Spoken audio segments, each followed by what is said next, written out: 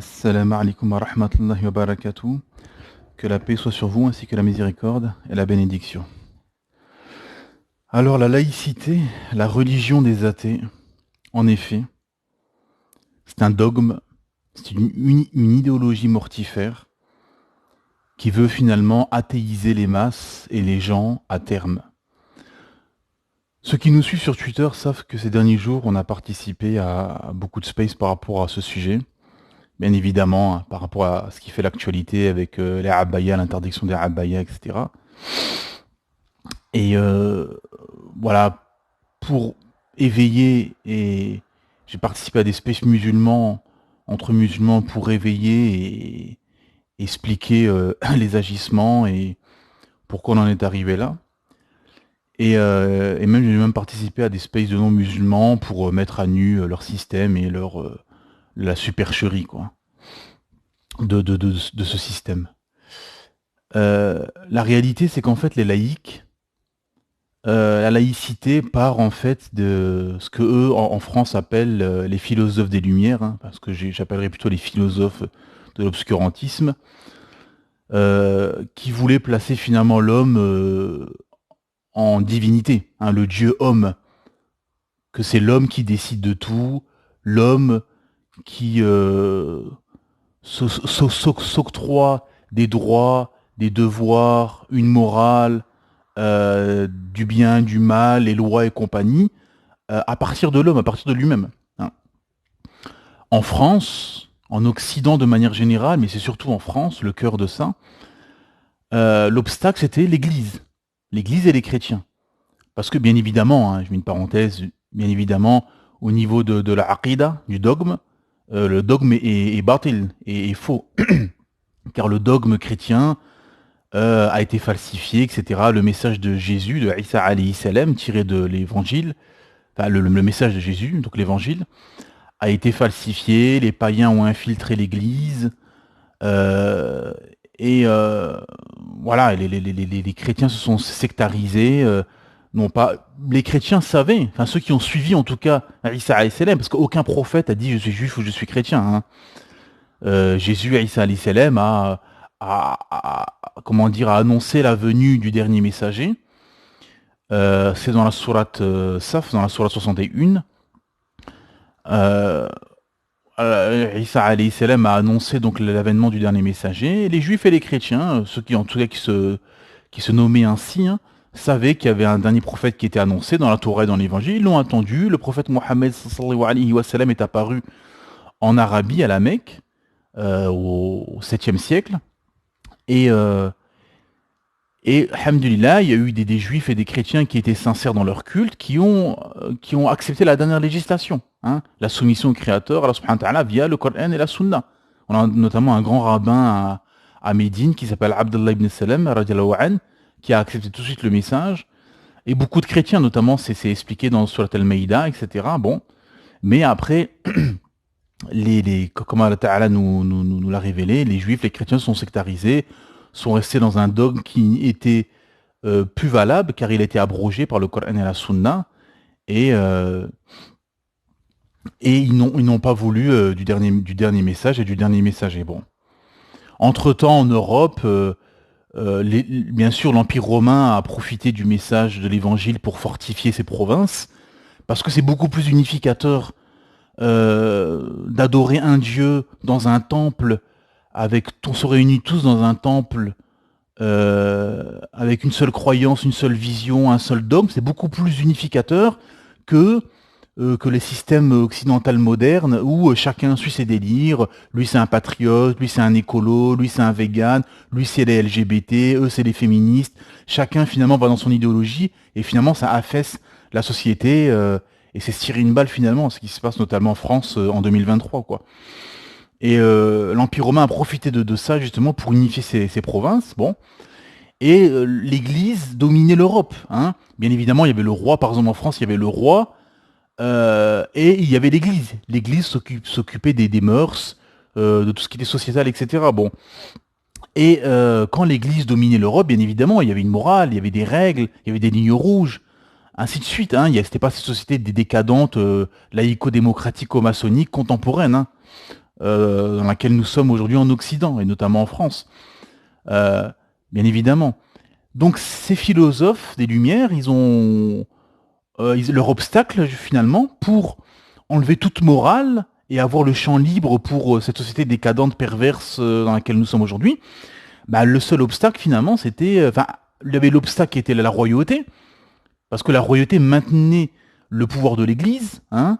C'était un pouvoir qui était une collaboration, hein, entre la royauté et l'héritage finalement du pouvoir royal au niveau du sang, et l'Église. Bon, le roi avait été mis à mal et avait été éliminé, hein, en 1789 en France. On a coupé la tête du roi quelques années plus tard, après la Révolution.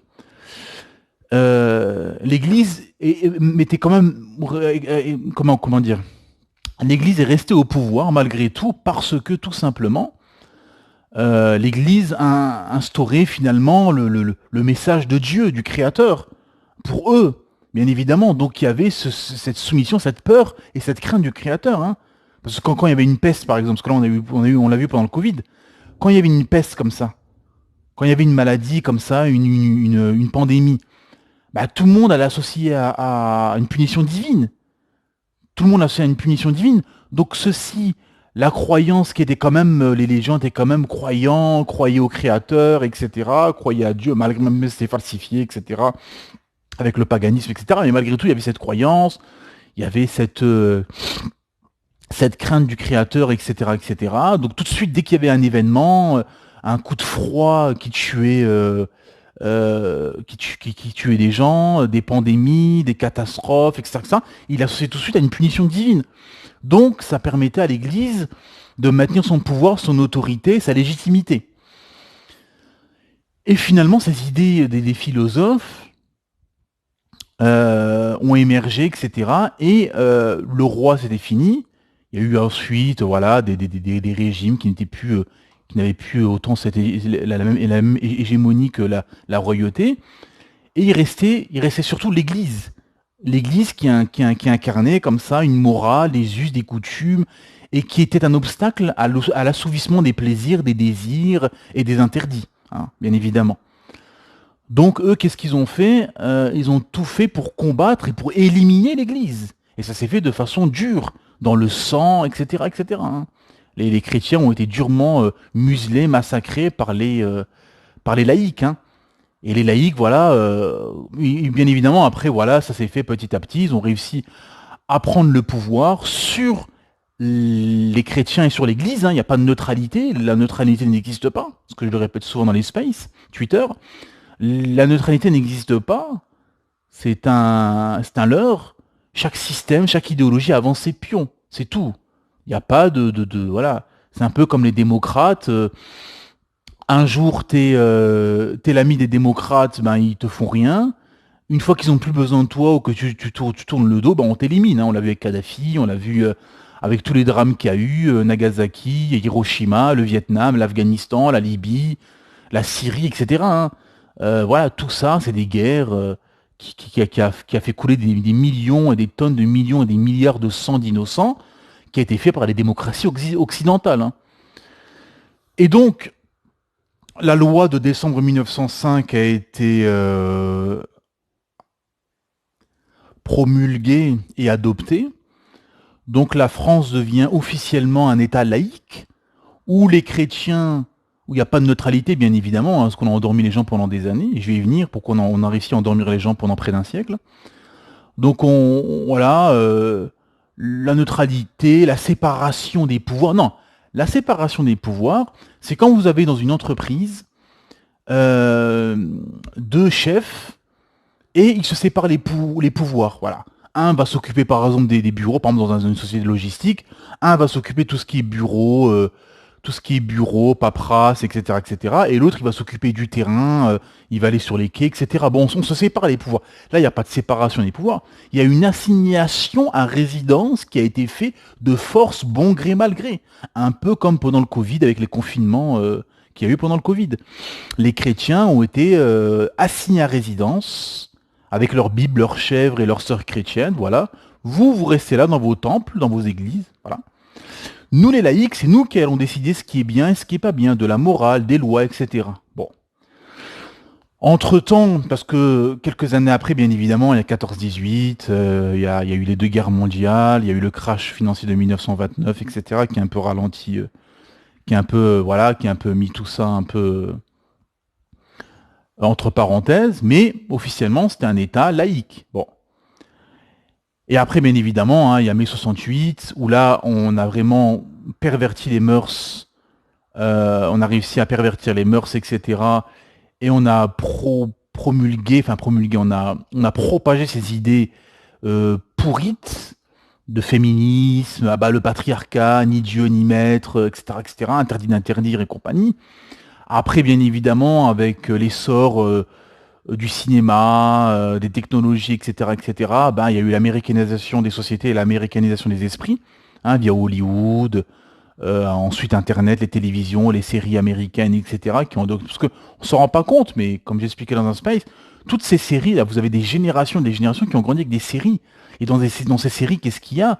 Il y a du féminisme, il y a de l'homosexualité, il y a du shirk, de l'association, il y a du koufr, de l'athéisme, du haram, de la fitna, de la mixité entre hommes et femmes, de la banalisation du haram finalement, de la banalisation de l'homosexualité, de la fornication, des interdits, etc., qui ont été diffusés dans les sociétés occidentales et bien plus pendant toutes ces décennies. Et donc, comme il n'y avait pas d'opposition, aux laïcs athées, ils ont pu faire croire aux masses, voilà, c'est la neutralité. La problématique, c'est que depuis à peu près, allez, on va dire une vingtaine d'années, en gros, depuis une vingtaine d'années, les musulmans mettent à mal leur système et surtout dévoilent, sans jeu de mots, plus hamdoulilah, nos sœurs se voilent et plus elles dévoilent finalement leur système, une punchline qu'il faudra reprendre. Tout simplement, les musulmans mettent à mal et montrent le vrai visage des laïcs, finalement. Le vrai visage, c'est quoi? C'est que ce sont en fait des athées militants. Les laïcs sont en fait des athées militants déguisés en laïcs. La laïcité, c'est tout simplement un dogme et la religion des athées, en fait. Voilà la réalité, en fait. Et beaucoup de gens se réveillent et comprennent ceci aujourd'hui. C'est pour ça qu'il y a tout le monde s'excite, le système laïco-démocratico-maçonnique français s'excite, tremble, des histoires de burkini, de prières dans des récréations dans le sud de la France, des histoires de burkini, de hijabeuses, de joueuses de foot en hijab, ou de abaya ou de voile, se transforme en affaire d'État. En affaire d'État, où on en fait des débats, où on en discute pendant des heures et des heures sur CNews, sur les plateaux de CNews, là, dans l'heure des pros et compagnie, sans contradicteur. C'est facile, c'est des chaînes anti-islam. Par exemple, CNews, c'est une chaîne clairement anti-islam qui invite des militants anti-islam déguisés en politique ou en journalistes et qui viennent déblatérer leur idéologie et leur logorée mortifère, islamiste, radicaliste et blablabla, sans contradicteur, sans explication. C'est quoi l'islamisme? C'est quoi un islamiste? Comme j'ai tweeté. L'islamiste, il y a 15 ans, c'était un terroriste. Il y a 10 ans, c'était quelqu'un qui voulait appliquer la charia, qui mettait la charia au-dessus de toute loi humaine. En 2020, l'islamisme, c'est un musulman qui fait sa prière, qui a une trace de prière sur le front, qui se voile. Aujourd'hui, l'islamisme, c'est une gamine de 15-16 ans qui met une abaya. En 2025, l'islamiste, ce sera quelqu'un qui croira en Allah, subhanahu wa ta'ala. Et à ce rythme-là, en 2020, l'islamiste, ce sera quelqu'un qui dira salam alaikum. C'est ça, on y arrive. En 2030, tu vas dire salam alaikum, on va te regarder bizarre, oh là là, lui c'est un islamiste. Donc c'est ce mot fourre-tout qui n'a aucun sens et qui ne veut rien dire et il n'y a jamais eu d'explication. Quand vous demandez à 10 personnes qu'est-ce que ça veut dire l'islamiste et l'islamisme, un il vous dit c'est le terrorisme, un il vous dit c'est quelqu'un qui met la charia au-dessus de toute loi, un il va vous dire c'est quelqu'un qui applique l'islam à la lettre, voilà, vous avez 350 définitions, quoi, ça n'a aucun sens. Et donc voilà, donc en fait le système est mis à mal car en fait il est dévoilé. Parce que on voit maintenant le vrai visage de ces laïcs. Parce que comme il n'y a pas d'opposition, c'est toujours pareil. Quand il n'y a pas d'opposition, on voit pas le vrai visage des gens. Comme il disait Abu Bakr Siddiq, radiallahu anhu, il disait, on reconnaît une personne, on voit le vrai visage d'une personne, en gros, globalement, que si tu voyages avec lui ou tu commerces avec lui. C'est tout à fait pertinent. Parce que quand tu voyages avec lui, bah, tu le vois, comment dire, dans l'envers du décor. Tu le vois le matin réveillé, avec des sauts d'humeur, etc., etc. Et quand tu commerces avec lui, bah, c'est là, c'est le sérieux. Là, on touche à l'argent, au matériel, etc. Donc là, tu vois le vrai visage de la personne, hein. Parce que, comme je dis souvent, vous avez des couples comme ça de non-musulmans, bah, ils sont ensemble pendant 1 an, 2 ans, 3 ans, ils ont chacun leur appartement, ils se retrouvent à 17 h au restaurant, à 17 h ils se retrouvent au cinéma, après ils se font un restaurant le soir, voilà, ils se voient maquillés, apprêtés, de bonne humeur, etc. Bon, 2, 3 heures dans la journée, et après une fois qu'ils habitent ensemble, bah, ils se voient du matin au soir, décoiffés, démaquillés, le matin au réveil, etc., etc. Et là on voit le vrai visage, et souvent, bah, quelques mois après, ils se séparent, parce qu'on voit le vrai visage. Et ce qui s'est passé par exemple pendant le Covid et pendant les confinements, il y a eu une explosion de divorces parce que les gens, bah, ils se voyaient pas toute la journée. Et dès qu'ils ont commencé à vivre ensemble pour de vrai, et se voir du matin au soir, les prises de tête, les sauts d'humeur et compagnie, il y a eu beaucoup de divorces. Et voilà, c'est ce qui se passe avec les laïcs, hein. C'était un peu une image, quoi. Et c'est ce qui se passe avec les laïcs. Les laïcs, en fait, voilà, ils sont mis à mal car tout simplement, ils sont face à leurs contradictions et on voit leur vrai visage parce que tout d'un coup, il y a une opposition et il y a des gens, des individus finalement, qui les défient. Parce que le fond, c'est quoi? Voilà le fond. Le fond, c'est que l'islam est un système global qui régit tout de A à Z. Des toilettes, à comment manger, comment enterrer nos morts, comment marier nos jeunes, comment divorcer, les transactions financières, le commerce, l'héritage, la distribution aux personnes démunies, ce qu'on appelle la zakat, l'aumône légale, euh, les transactions financières, les lois au tribunal, comment régler des litiges, etc., etc. L'islam régit tout de A à Z, du berceau à la tombe. C'est ça la réalité. Donc l'islam, c'est un système global.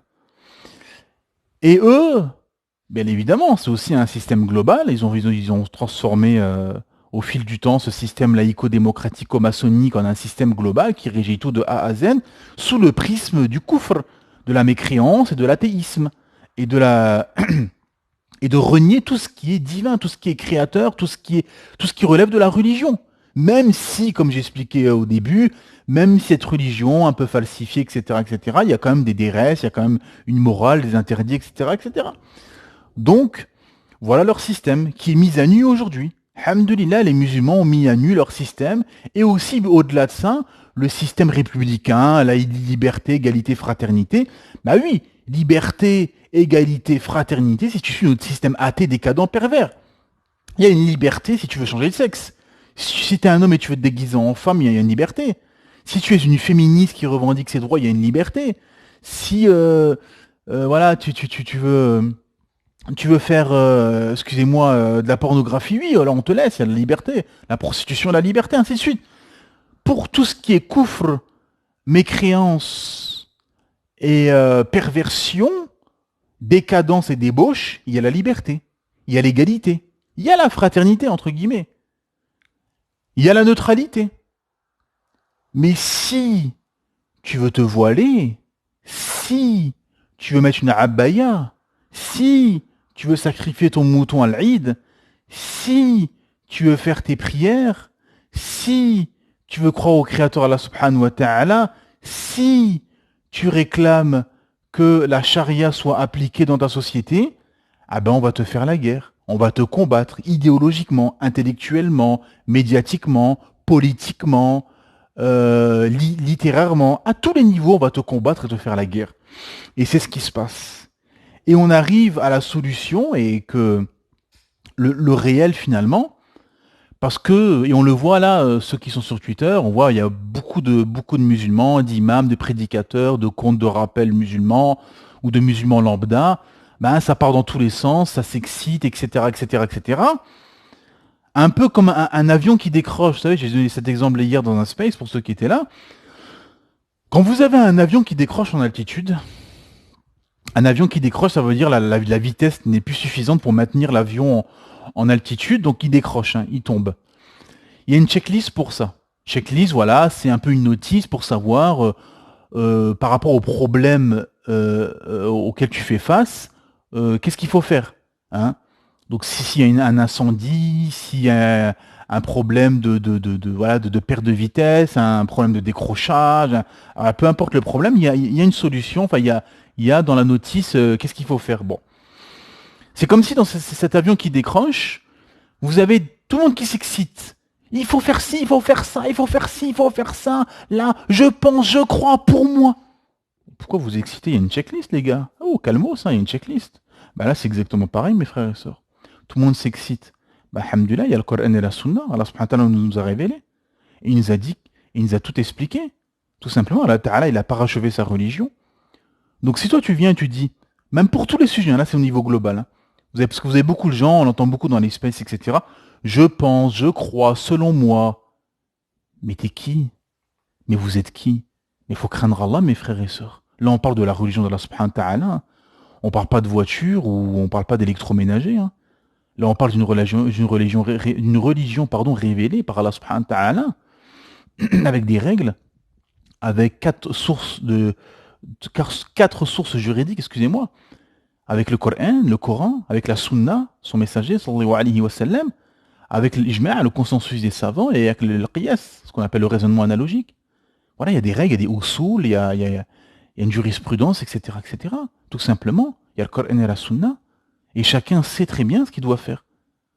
À la lumière du Coran et de la Sunna, on sait très bien, mes frères et sœurs, qu'est-ce qu'il faut faire. Là-bas, c'est qu'on n'a rien à faire en terre mécréante, on n'a rien à faire dans une terre qui n'est pas islamique. À la base, les musulmans n'avaient pas le droit d'immigrer, c'est interdit.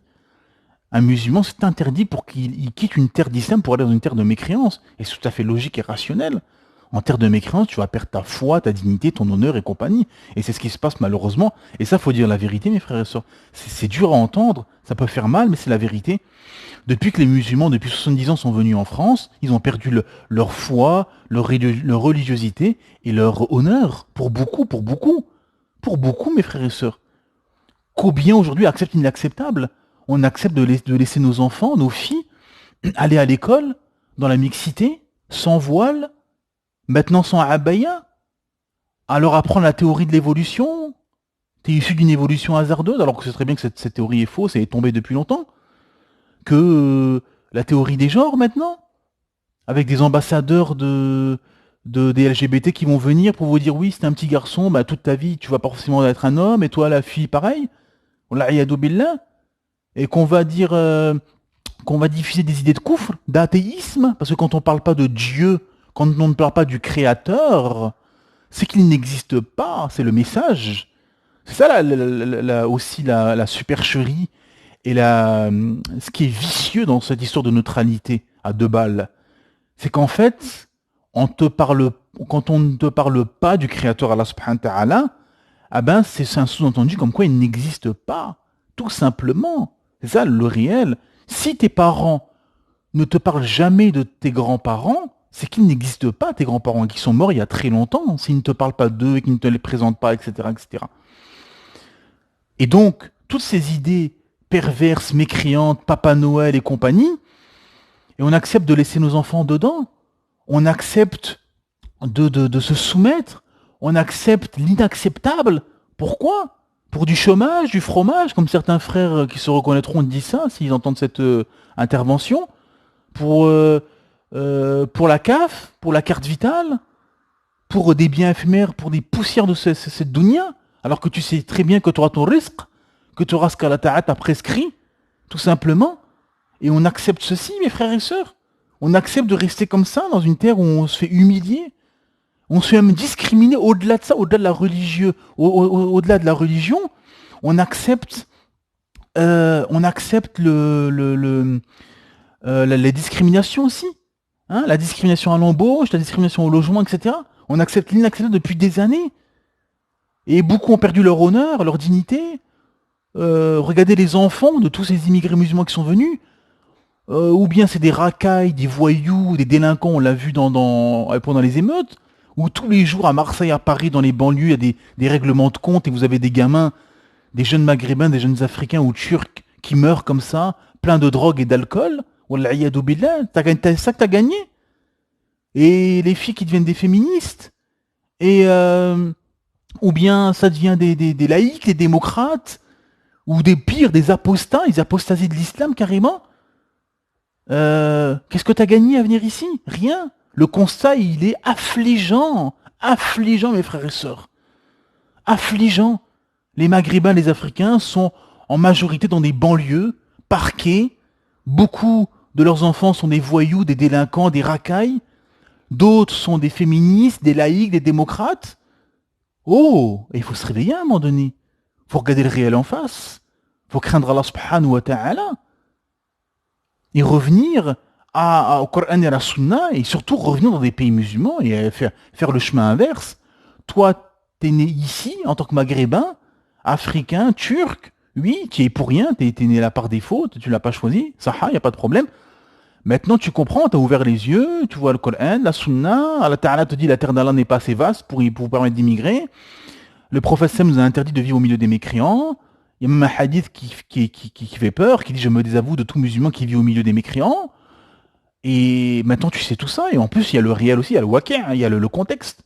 On se fait discriminer, on nous empêche de pratiquer notre islam, etc., etc., et on accepte de rester encore là. Non mes frères et sœurs, faut craindre Allah, faut revenir dans le réel, faut arrêter de parler avec sa raison erronée. Oui, il faut se lancer dans un parti politique, faut faire un lobby, non, faut juste revenir à Qala Allah, Qala Rasoul. Qu'est-ce qu'il a dit Allah? Qu'est-ce qu'il a dit son messager? Voilà. Il y a un verset édifiant qui nous dit que quand les anges retireront l'âme des gens et qui leur diront où en étiez-vous par rapport à votre religion, ils diront quoi? Nous étions faibles sur terre, et on leur dira la terre d'Allah n'était pas assez vaste pour vous permettre d'immigrer. Et la suite du verset, je vous laisse lire la suite du verset parce qu'elle est terrible. Donc voilà mes frères et sœurs, c'est ça le réel. C'est que le premier constat, c'est que bien évidemment la laïcité c'est la religion des athées qui veulent pervertir les mœurs. Et ils ont réussi, hein, en l'espace de à peu près 100 ans.